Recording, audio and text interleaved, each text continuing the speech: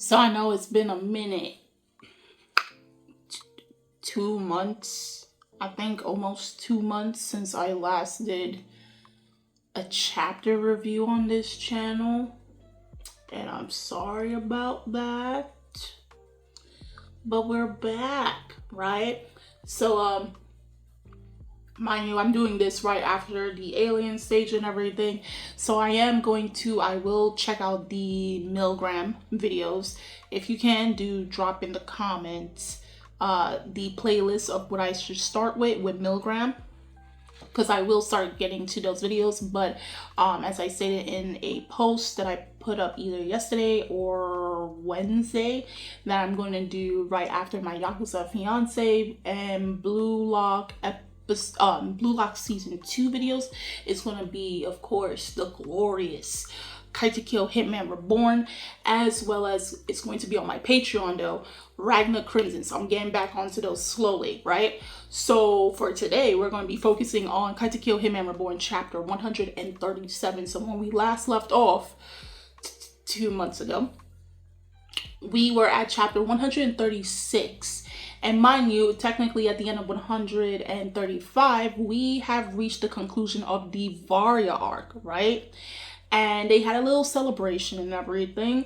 The defeat of the Varya, and then, Zanzus and his crew getting in trouble for another coup d'etat, and the whole, succession and who's supposed to get the rings and everything, finding out that Zanzus was not actually blood related to the ninth, so he couldn't wear the ring or take over the Mongol even if he wanted to, because the ring is only accepted by those who have the blood of the Mongola, right?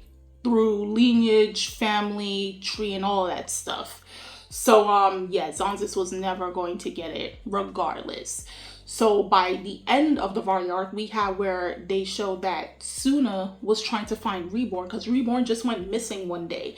So the night before, the same evening, they're hanging out, celebrating the victory against the Varya and everything. Then the next day, he wakes up thinking, Reborn just probably went out for the day to go do whatever Reborn does, and Reborn did not come back.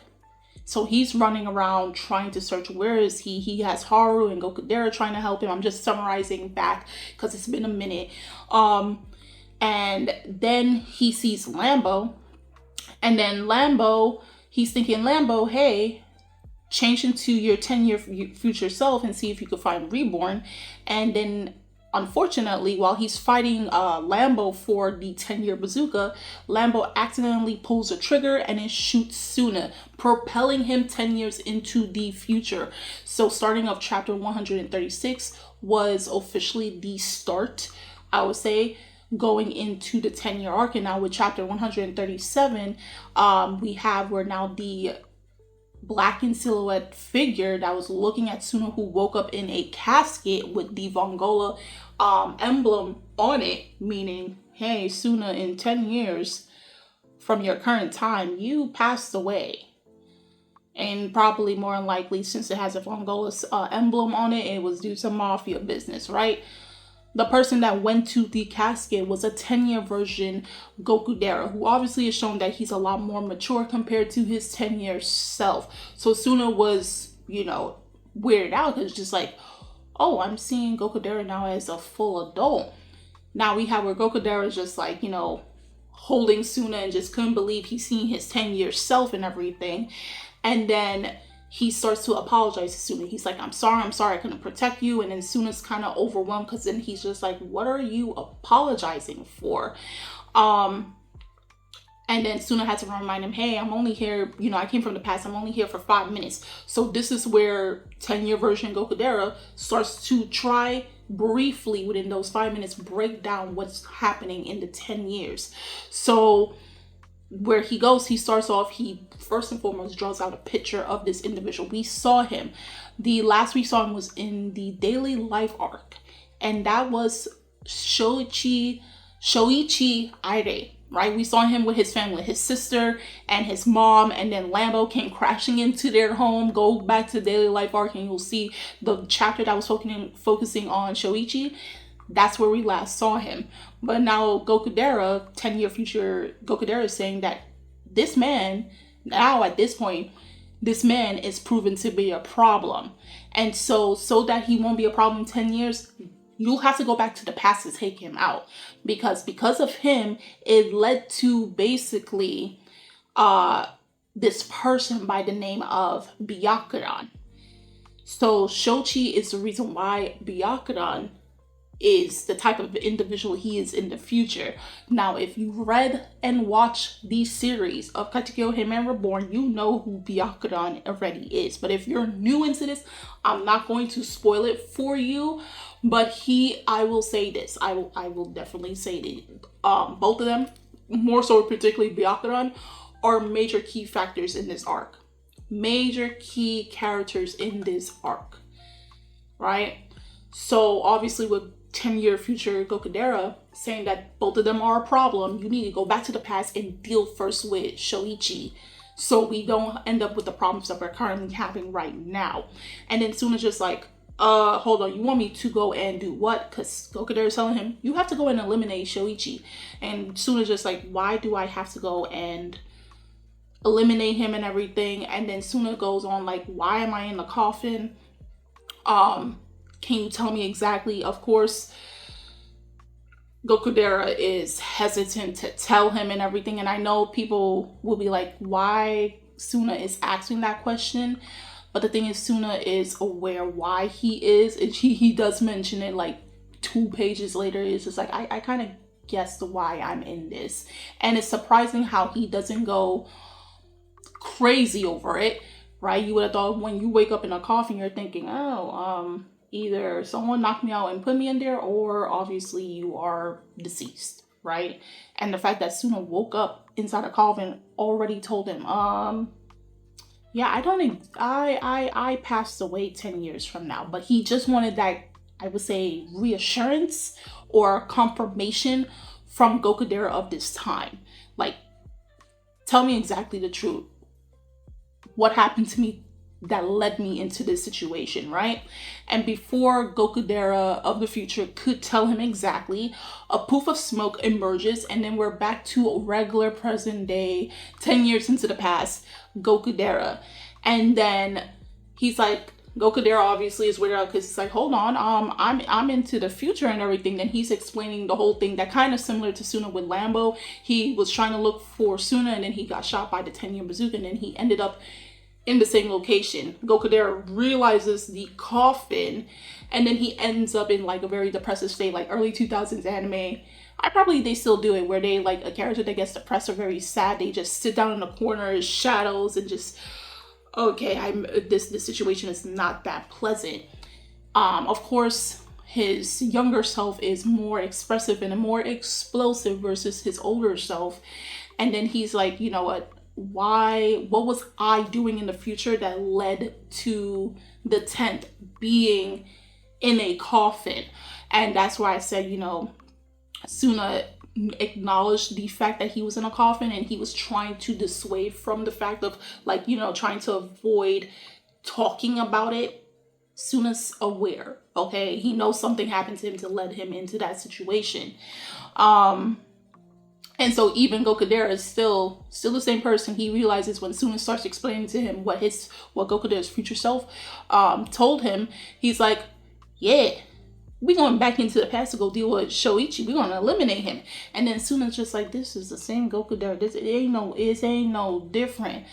And then it clicks to them while they're speaking. Tsuna's just like, wait, hold on. In the time that we're speaking, when I dealt with your future self and your current self right now, more than 5 minutes have passed. Why are we still here? And then Gokudera is just like, hold on, you kind of right. By the time I came here and everything, 5 minutes did pass. And so now Gokudera is coming with the confirmation, or at least a guess, that something has malfunctioned in their time, the 10-year bazooka.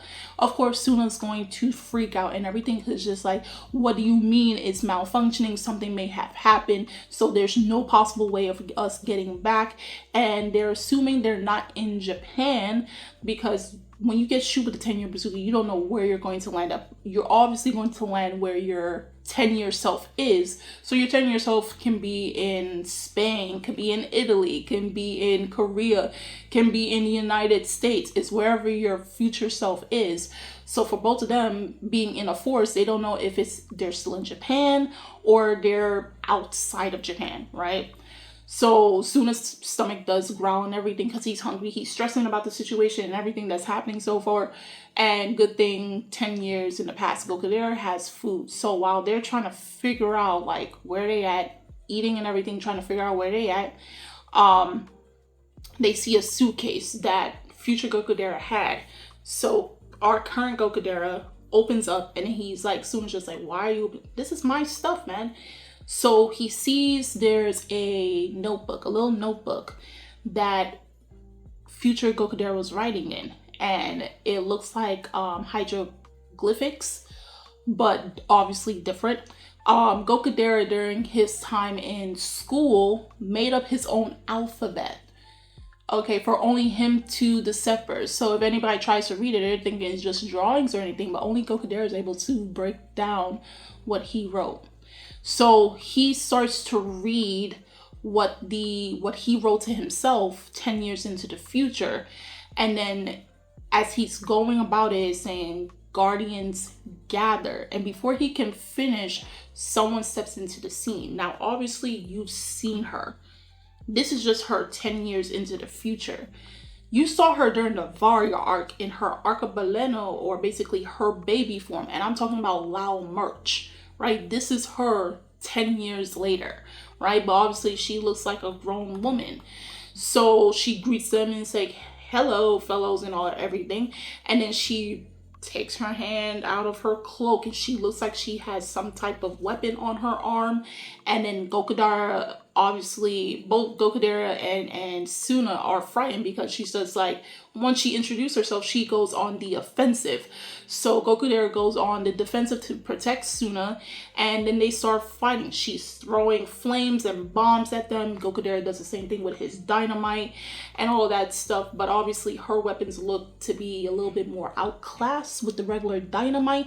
And then all you see is that Gokudera is now caged behind flames. He's in a flame cage and he realized, hold on, these are kind of hot. And then she's slowly approaching Tsuna, right, to go tank him out. And then Tsuna's just like, man, he's trying to call out for Reborn, but remember, Reborn can't be found anywhere. Not in the past and not currently in the future. Because usually in these type of situations, he's looking towards Reborn to give him guidance or somewhat help him out in situations that seems dire. But now that Reborn is not by his side, this tells you that Tsuna anticipates and has been with Reborn for such a long time that he automatically always assumes that Reborn is always going to be there by his side. But for the first time since chapter 1, that is not the case. So Tsuna is thinking like, yo, this situation is getting pretty bad. We're about to get taken out by a total stranger in the future. Then the stranger, who is Lao Merch, is talking about, oh, you guys are not reaching the full potential of the rings. And Gokudera is just like, what do you mean full potential of the rings? She's talking about the Vongola rings, right? And you kind of, you kind of understood about it in the Varia arc, where it accepts the true successor, the one to inherit the Vongola. But from what she's saying in this chapter, she's saying that the rings have more properties to it, right? So she's about to go and, attack again. And then Tsuna's just like, reluctantly, I don't want to have to take no hyperdying will pills or anything of this sort, but this situation is really calling for it. So remember, at the end of the Varia arc, instead of Tsuna always getting shot by Reborn with a dying will bullet, they compressed whatever powder or stuff that was in the bullet, the properties of the dying will, and then made it into a pill form so that one, Tsuna can carry that on him at all times, and that he can go into hyper dying will at all times. If in the case of scenario that Reborn can't shoot him, Tsuna can protect himself. He has the means to do so. So Tsuna got his gloves out and everything, took one of the pills, I know it's going to sound crazy, sound like drugs, but this is the only way for him to tap into his power, right? To release it. And then the chapter ends where now he's in the hyper dying will mode. Okay, and then he's off to go face Lao Merch. Mind you, they never met before. Lao Merch was in Italy. The last time we saw her during the whole squabble with the Barrio versus the potential 10th generation, she was in Italy with the other 2 attendants to Imitsu, right? And obviously we saw her in her Arcabaleno form, her baby form.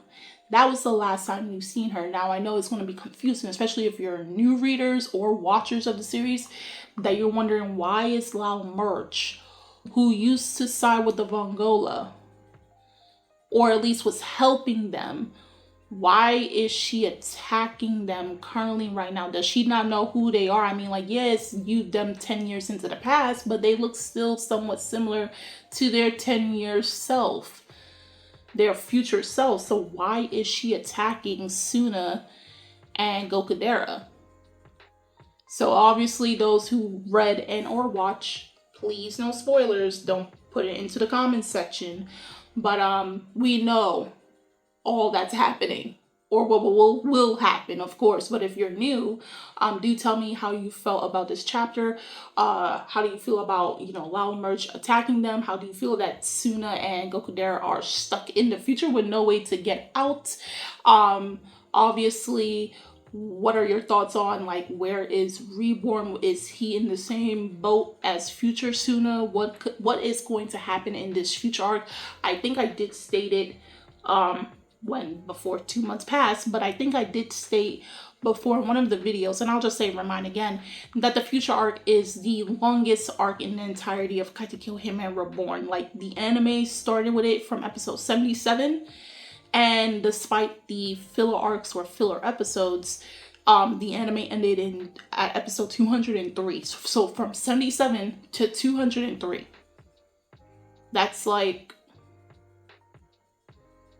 100 and 87 episodes. No, 197 episodes. 196. Yeah, 196 episodes. Yep. So it's a pretty long arc. And even if it wasn't taking out the filler episodes or filler arcs, it's still in the hundreds from episode 77. So yeah, so do overall tell me your thoughts on Katekyo Hitman Reborn chapter 137 in the comments below, and links will be in the description box so you guys check it out, as well as video will be on the Patreon so you can watch it both here on YouTube and Patreon at your own discretion. And I'm Kimmy-chan, and I'll see you guys later.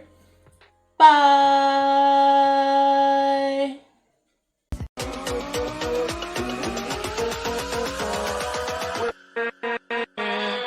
With